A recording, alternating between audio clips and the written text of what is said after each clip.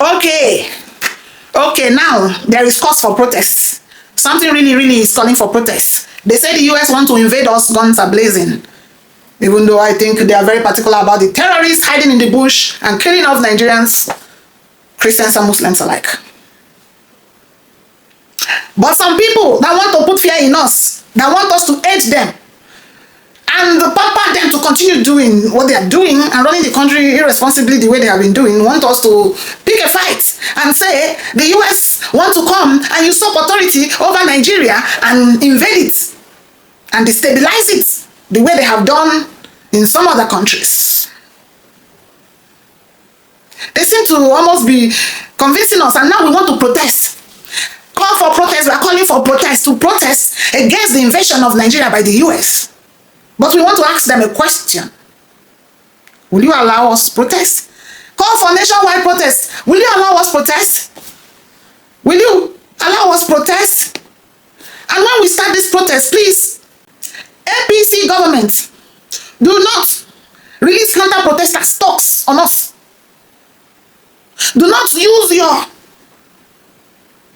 police, your Inspector General of Police, to quell the protest.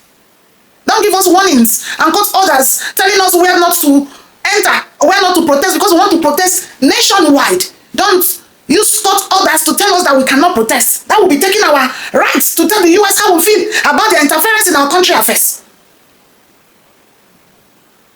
Don't unleash the army, the military, DSS, police, civil defense, neighborhood watch, Hizbah, and all the likes on us.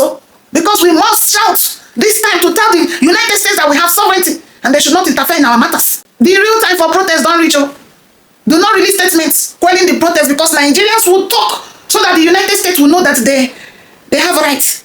They are in their own country, and you have no legal background to come and interfere in our matters.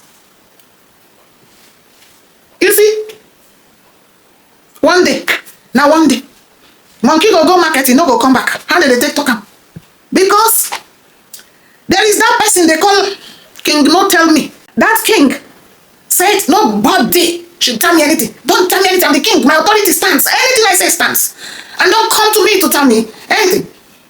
Until one day he pulled on himself. No, his clothes was stained in poops and deaths and fits. That he doesn't need to go out dancing that way, because it will be a huge stain on the personality and management of the king. But because he has sent a decree and said, don't tell me, the people said, leave him up, don't tell him.